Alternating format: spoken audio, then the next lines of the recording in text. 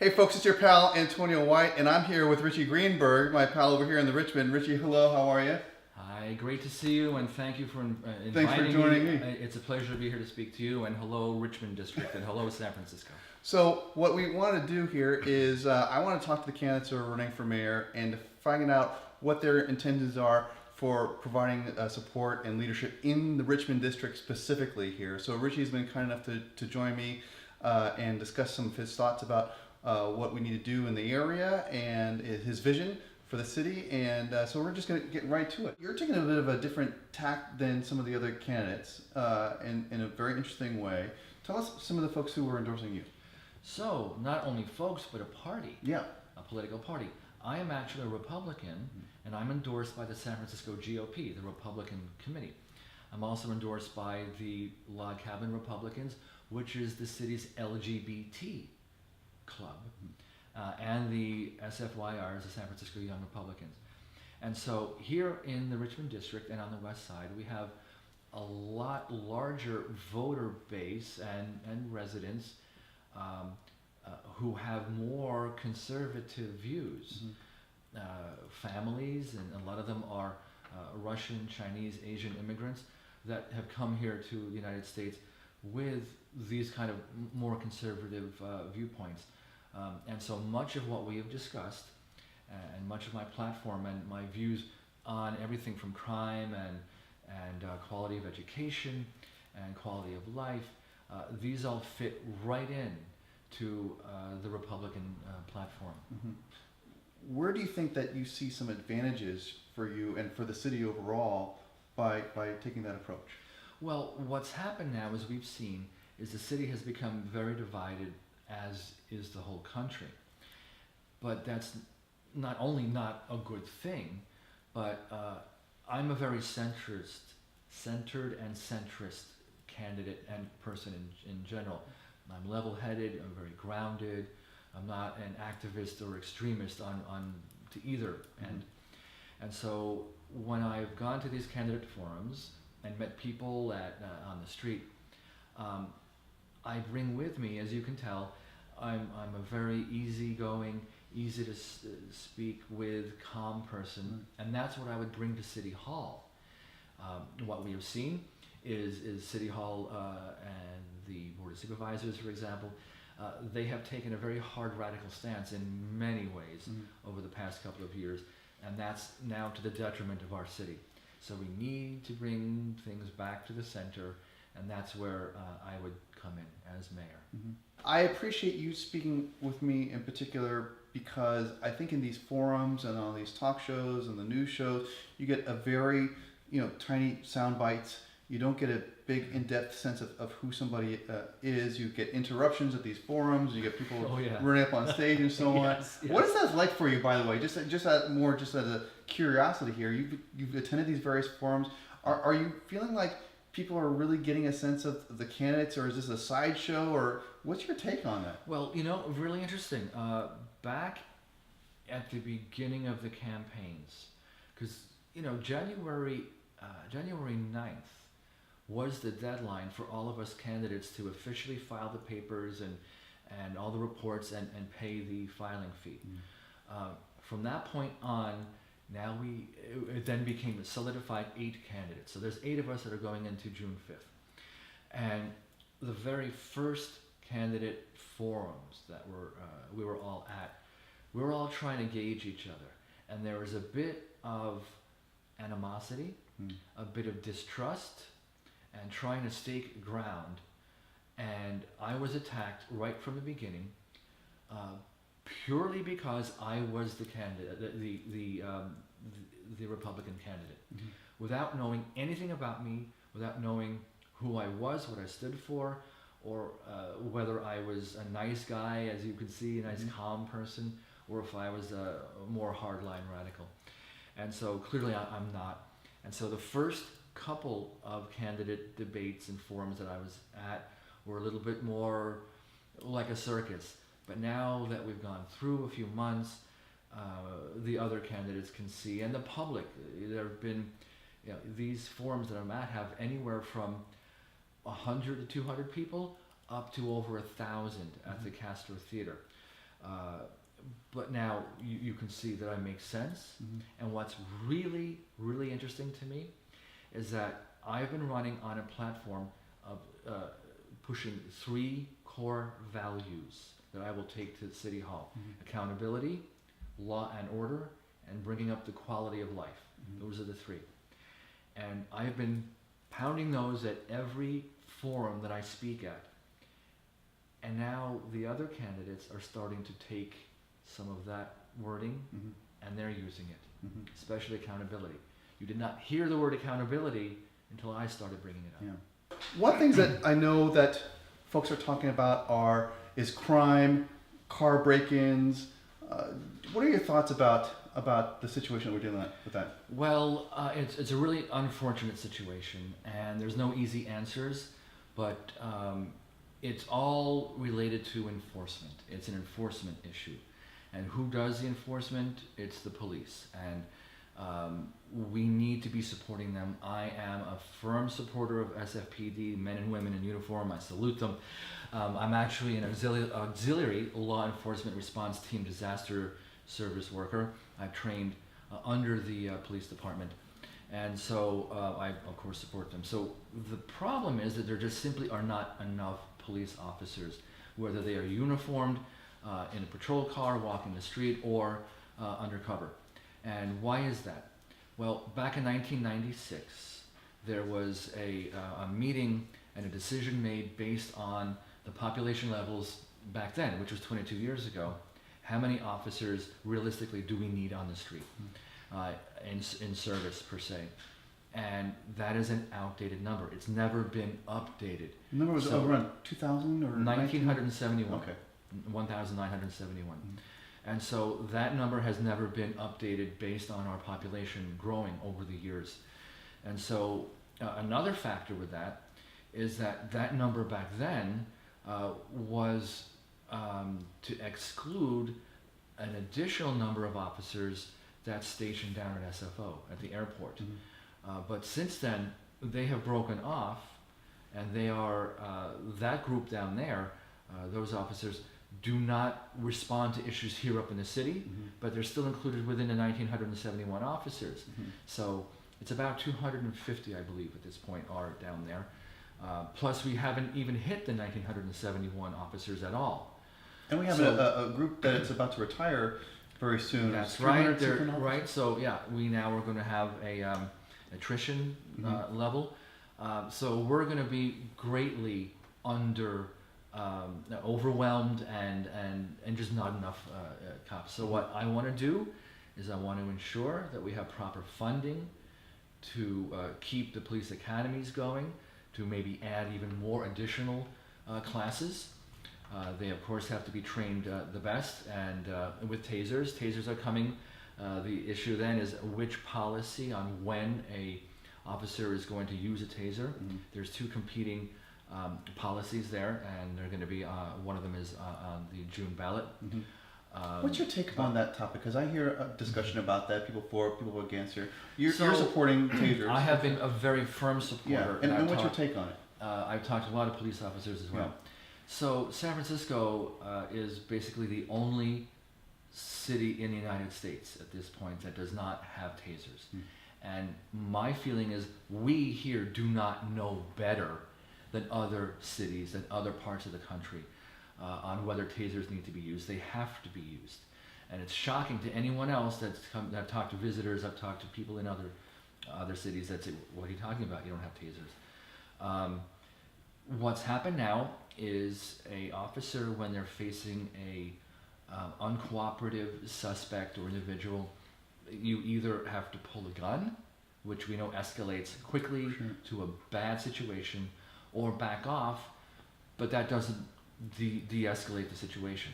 So a taser is that in-between option that is the less lethal or non-lethal option, and so that's why we need to have tasers. The officers need it. But to go back to the issue of needing to bring up our numbers of police officers, 1,971. More realistically now, just a couple of days ago, the reports have been issued on how many population count. We're now up to about almost 880,000 residents here in the city, and so the police are grossly outnumbered. And I think I've met with other leaders and the police officers head that we need more realistically about 2,300 officers.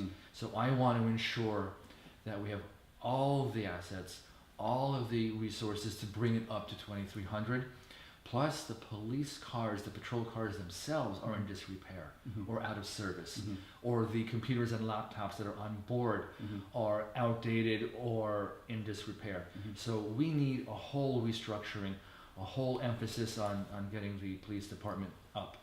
Once we have that, then we can solve a lot of issues, including break-ins, auto break-ins, package theft, stealing off of front porches. Right. That, along with this new phenomenon now, and this thing called Ring, which a lot of people have, which is a high-tech doorbell, video doorbell with a video. Right. And groups now have been formed where neighbors can now monitor through the video, through the Ring camera, and hopefully try and catch those who are stealing packages off the doorsteps. You live in the area. You're the only candidate running for mayor that lives in the Richmond district. Absolutely true. And give us your sense of what it's like to live in the Richmond. Why do you live in the Richmond? What's important to you about the Richmond? What are your thoughts about the Richmond?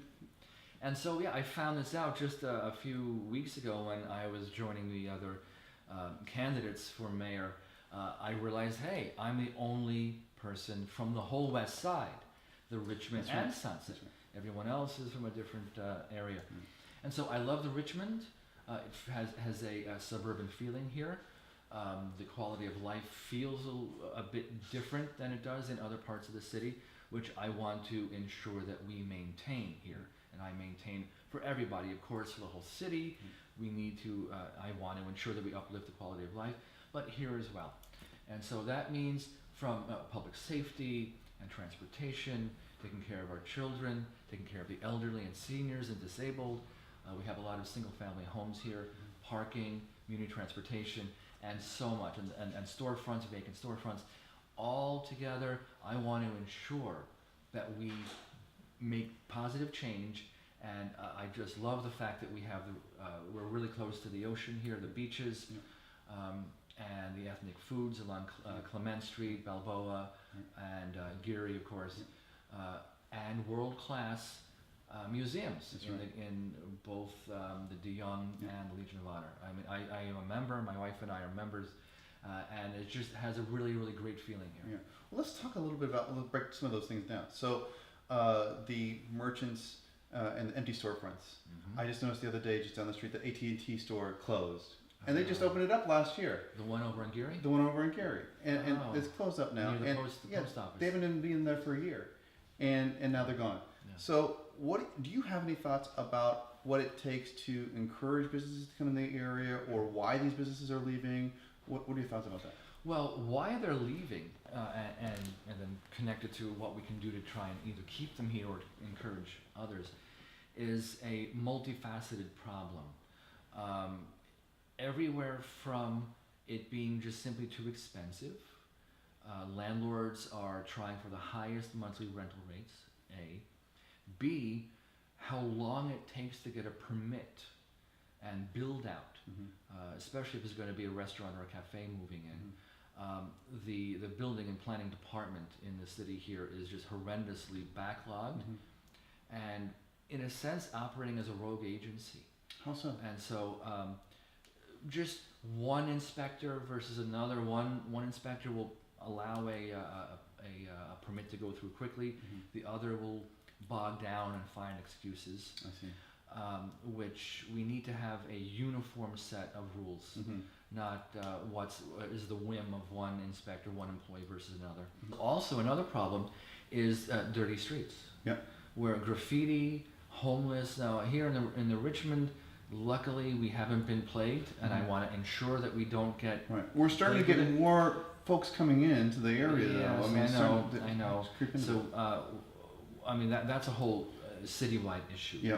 But this is a problem where the store owners don't want to have to deal with the graffiti and tent encampments and homeless, and it keeps customers away from wanting to go into the storefronts. Yeah.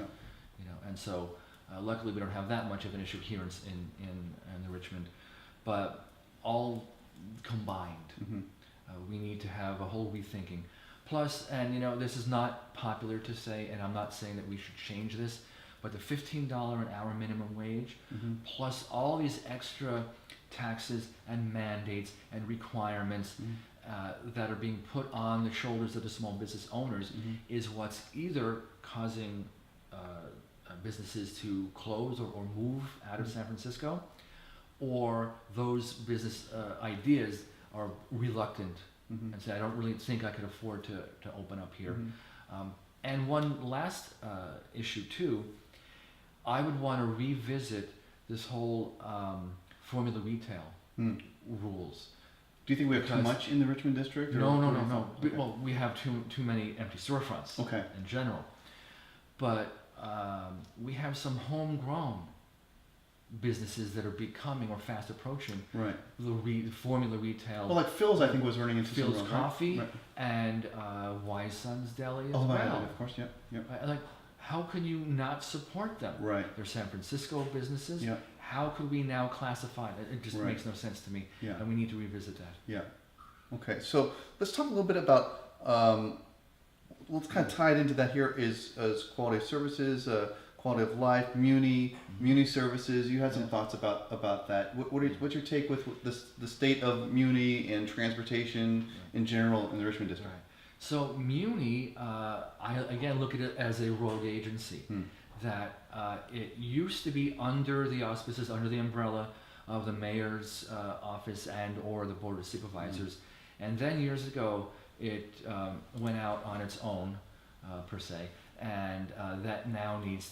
What I would like to see is that it gets brought back under the mayor's office / board of supervisors, because what they're doing is their leadership has been infiltrated by some of these special interest lobbyist organizations and taken away the quality of services and playing nice with the neighborhoods, those families that need cars, by reconfiguring streets, by taking away parking spaces, making it much more difficult for those who need a car to navigate the city or to park.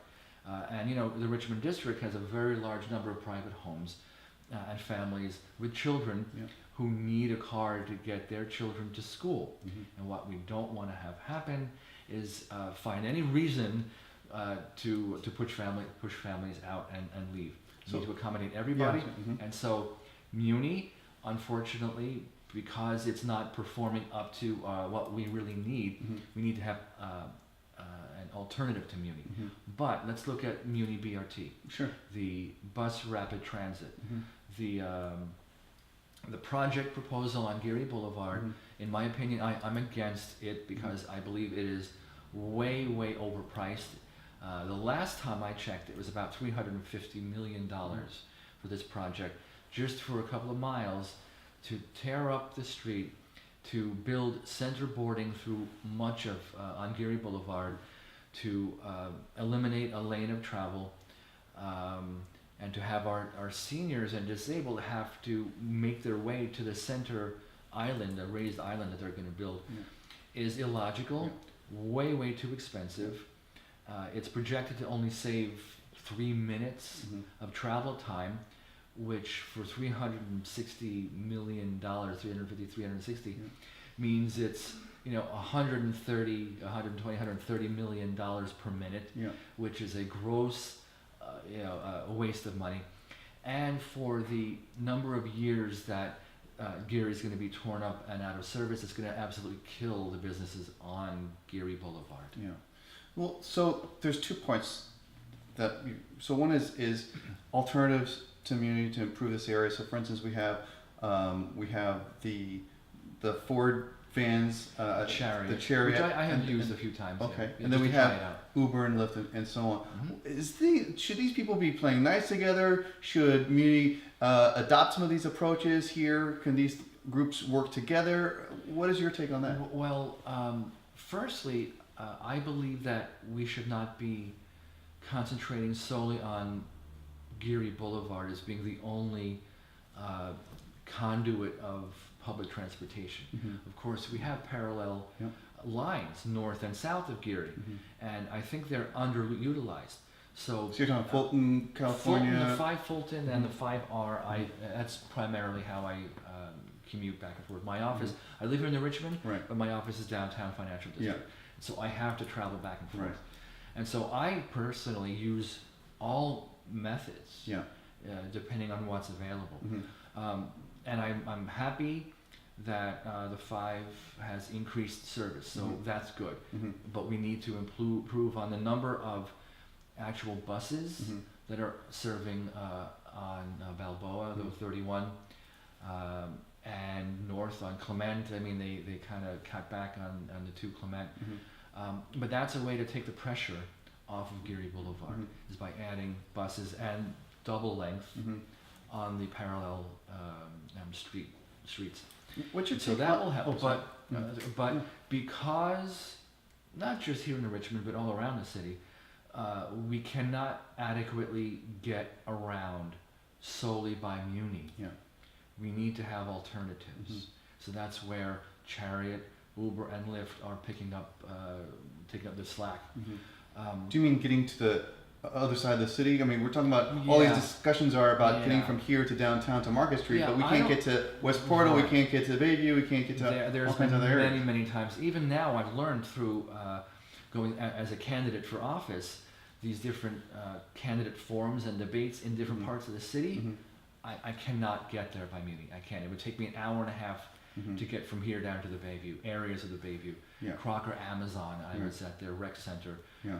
just a couple of days ago, and I can't do it. I can get downtown to roughly 20 minutes or so. That's not too bad, right? But if it takes you, but then get to West Portal, you're talking an hour practically. So my wife is going all the way to Dogpatch area, Right. and it's 45 minutes. It's almost like you live outside of San Francisco. Right, and it's Anyway. unbelievable. We live, as we say, 49 square miles, which means what? 7 by 7. Right. Maximum width is 7 miles. That's right. And in other parts of the state and other areas of the country, 7 miles is just within one neighborhood district of one city. Yeah. And we are an entire city that side. Yeah. And we need to explore adding more routes that are, like for example, how do you get from here to the Sunset? Right. You really can't. We don't have. We need to add more routes, Muni routes. Yeah.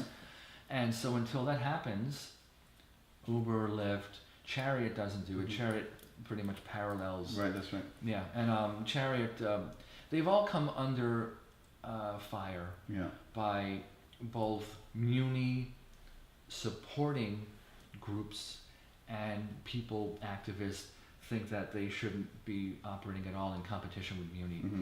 I say we need to have an alternative to Muni because Muni simply just doesn't have the route available. Yeah. What is your take about the feasibility of BART in this area or have an underground system? What's your take on that? Well, I am against BART to the beach or putting a Muni underground underneath Geary. And the simple reason is that if you look at New York or Paris, those subway systems were built a long time ago and are meant to support a very large population. We don't have that kind of population, the numbers here in the Richmond district. And who would be using it? We just don't have that population to support the expense.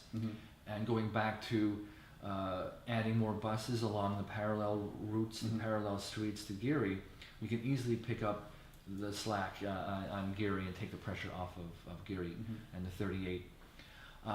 The only way that I could see the expense and the tremendous damage that would be done to businesses and home and the cost,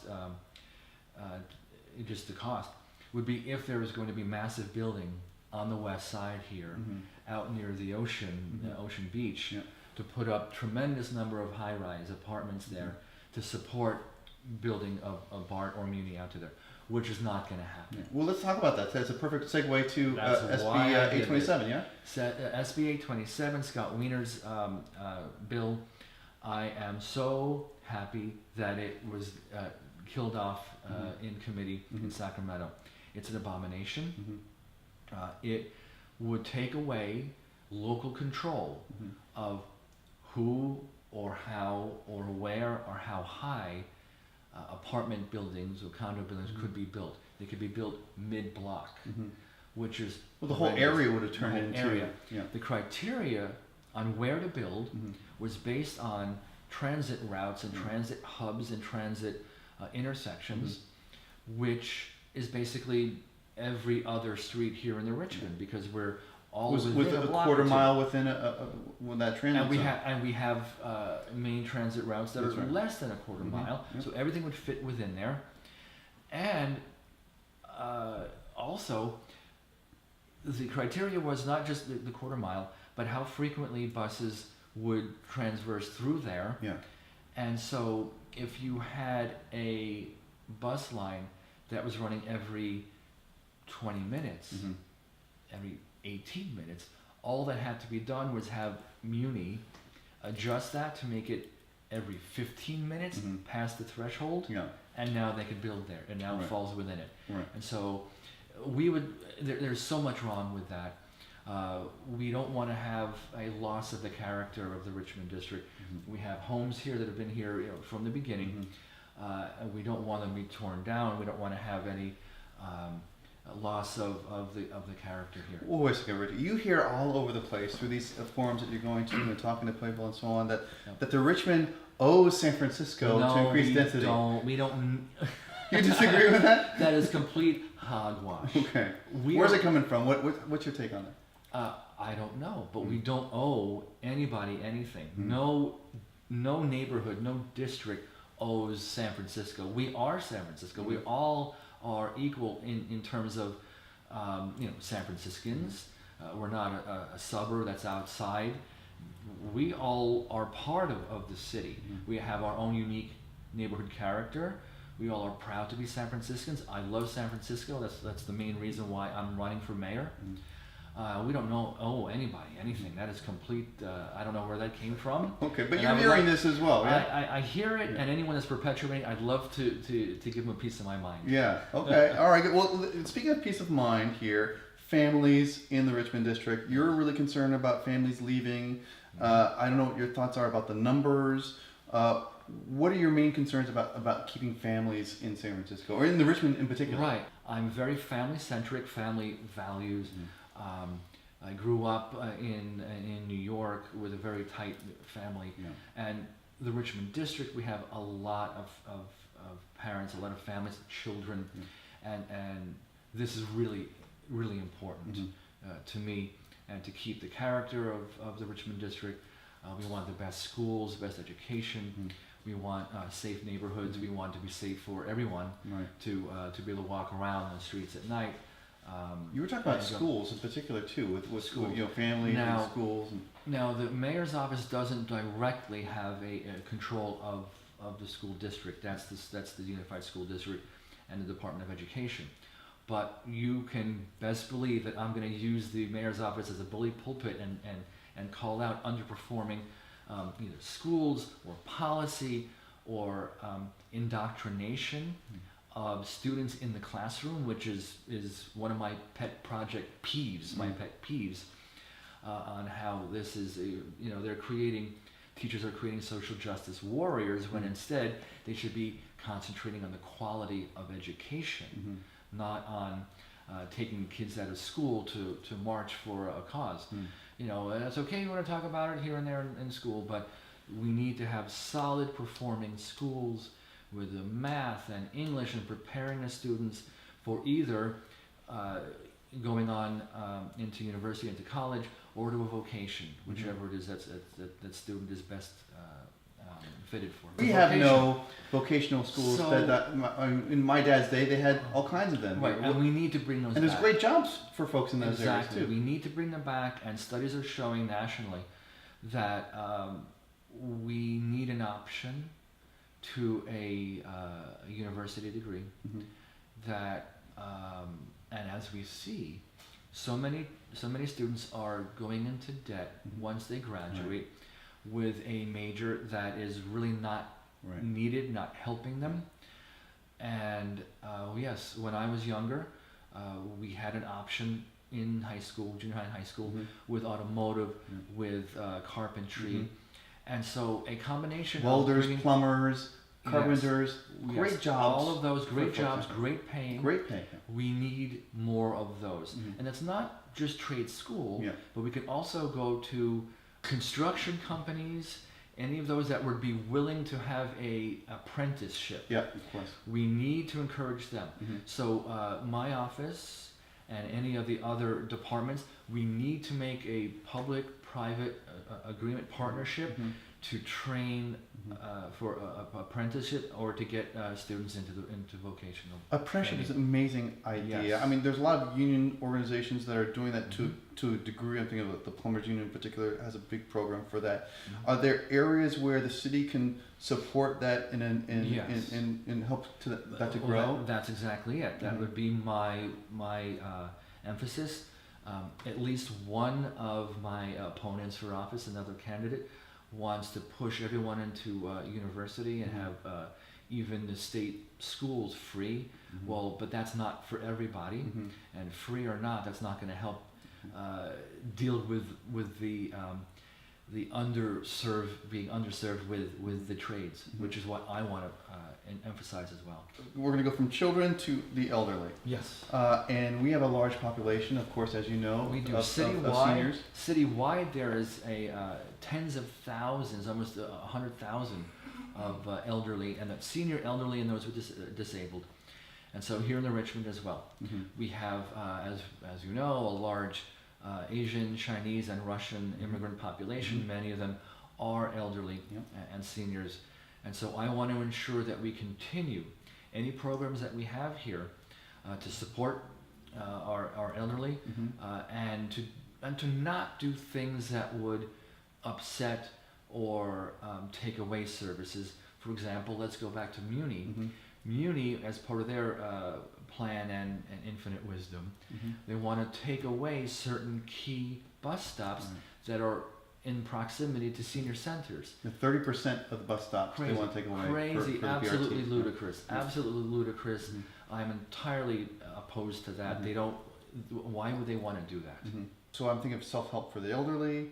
On the 22nd, we have racks on Collins, and you helped to save that bus stop as well. I did. And thank you for you. that. And you helped spearhead that we as really well. appreciate that. It's a great effort. We need to do more of that if necessary. And these folks, I think what we discovered with that was that these seniors are very hardy folks. They are. They don't want people to mess around with them. They want to go out and they want to go out and do their shopping. They want to do their things. They want a certain level of independence, right? Because they're not bedridden. That's right. They don't want to be treated as such. They want their independence. They want their convenience. Exactly. Right. But some of the people we talked to, Rax in particular, was there is some fragility there, and so walking an extra 2 or 3 blocks to a bus stop, in cold weather or in the evening or in the rain or have you, that really affects these people. And safety issues as well. Right. You know, luckily we don't really have any seniors being robbed here.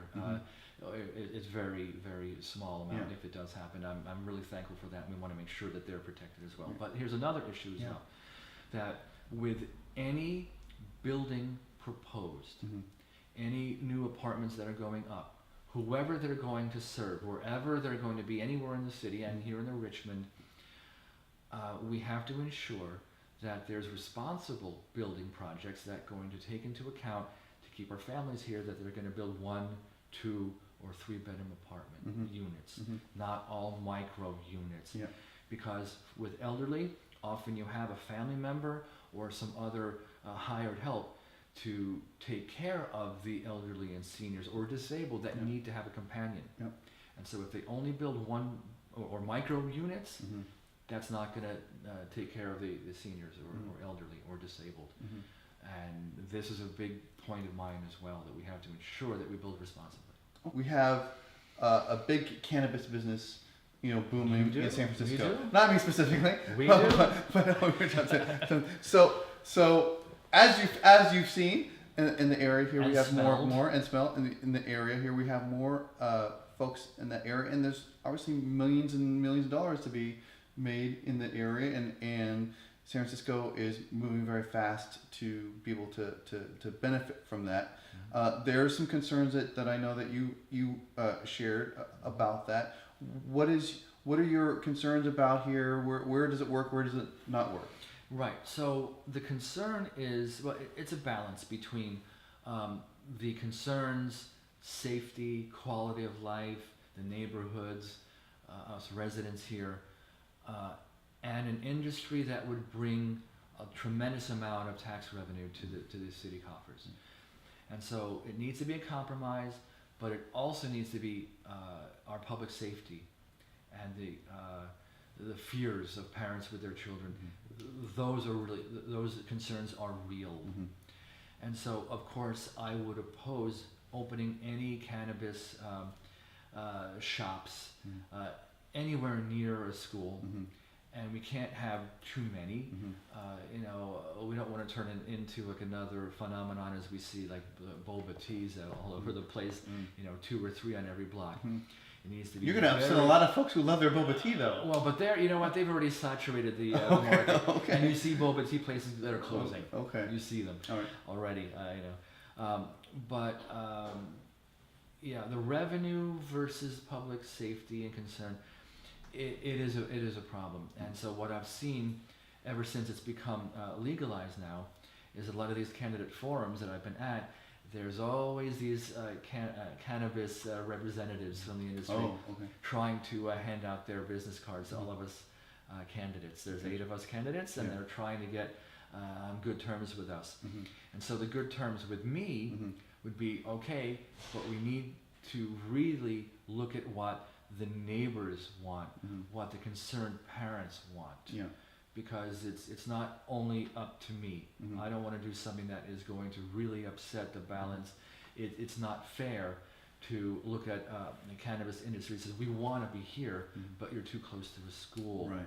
Tied to that, safe injection sites. I know there's some discussion you have about that, some concern you have about That's that. That's an oxymoron. They're not safe. Who is it safe for, right? So if you look at the addiction counselors that and 12-step programs, AA, NA, any kind of program to try and kick the habit or to control anyone who's got anyone who's trying to alcoholics. Okay, so within those programs, you would never see a recommendation where if someone has the urge to drink, to say, okay, well, you know what, come to this location and bring your booze and you can drink safely. That is simply not a part of 12-step recovery program. And so why would we do this with enabling those who want to inject heroin? Moreover, I believe that if we do that, that would invite more people from other areas outside of San Francisco to come in and shoot up. It's a ridiculous, irresponsible, and unworkable proposal, and I'm completely against it. So we saw recently in the news what was happening with BART and the folks that were shooting up inside BART downtown. Yep. So that, in a sense, is a safe injection site. Yeah. So they've just come there because they're not being chased away. What's the alternative? What's the solution, though? These people obviously shoo everybody away. You need to have enforcement. Threaten, because it's illegal drugs. Right, but where do these people go? I mean, there's a safety issue here. Shoo away. They simply move to another area that could affect and harm other folks keep here. Keep moving. Subject to arrest. Where are they coming from? It's a whole really messed up dynamic that is going to involve a lot of different agencies. It's going to involve having more of the officers available. These are illegal drugs. It's not. It's just not acceptable. Making it seem that it's acceptable is just adding to the problem. This connects in a way to your homeless concept with the discussions that you've been having. Right. That ties in a little bit to this. It does. Right? Now, we do not have very much of a homeless issue here in the Richmond district. I believe that was last count. Over the last 5 years, I think it's been Right. increasing though. It is increasing, and we have to absolutely ensure that we don't encourage more. Right. So I have actually my campaign team has created a very nice video that is now available online.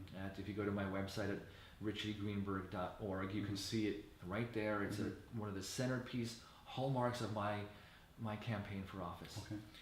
And it's just 2 minutes, and it explains how citywide now we have to look at this as a city issue to prevent those who might be chased out, from one neighborhood will wind up going somewhere else.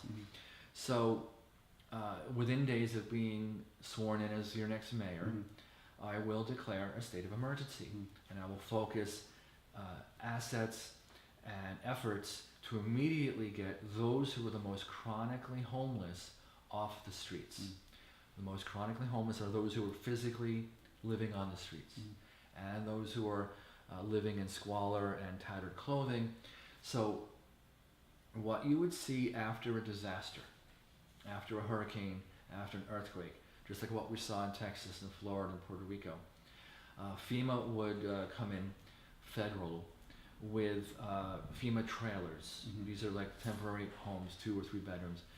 And so I've identified a few locations around San Francisco that we can put a few hundred of these, put into like a safe center, and bring in clinics, specialists, addiction specialists, personal storage to put personal effects, and get those who are living out on the streets right into a safe, clean, warm, dry neighborhood with toilets, with anything that they need to get them off the streets. So that will both take care of, in an urgent manner, their needs, as well as cleaning the streets for tourism for us. How long would it take to be able to realize the results of that program? Well, it would be visible almost immediately. If I declared a state of emergency, and just like you would see after an earthquake or the disaster, they're right there. And would this be 30 days, 90 days, 100 days? No, it would be probably several months. But what is most important is you've got to look at the whole greater picture of this project, what I'm proposing. So that's just one part of it. Sure. We also need to look at where are these homeless individuals from. And the studies show that approximately 30% of the homeless are not from San Francisco. They have specifically moved here from out of state, out of the city, to come here to take advantage of generous programs and taxpayers on taxpayers' dime. And so we need to convene a summit of local areas, local surrounding counties, even rural, and say, hey, we have identified that many homeless individuals here have come from your town, come from your community, and you are shirking your responsibility to your own people. So do you need resources from us? Do you need information? Do you need our expertise in this? And we will help you, so that way now you can take care of your own homeless in your own town. And don't get them on a Greyhound one way to us, to dump them on us. Please, they're your responsibility, and keep them there. That will then drop those who keep coming in, because that's an influx that we don't need. San Francisco doesn't have the resources, we don't have the money, we don't have the space, and we should not have open arms to have an open door policy to anyone who's homeless somewhere else to move here. Then the third part of this three-phase plan is that we have to look at the homelessness outreach organizations themselves. Okay. And so their budgets are out of control. And we have seen... What's the amount? Is it $200 million? $306 million and growing. And so I want to hold them accountable to every dollar that's being given to them. Mhm. Well, what does that mean? Yeah. Well, they're nonprofit organizations. Mhm. They receive funding from a variety of sources, and a lot comes from the city itself to administer the programs Mhm. that are taking care of the homeless. But they have no accountability mechanism, and their budgets keep growing. They keep asking for more money and more money and more money.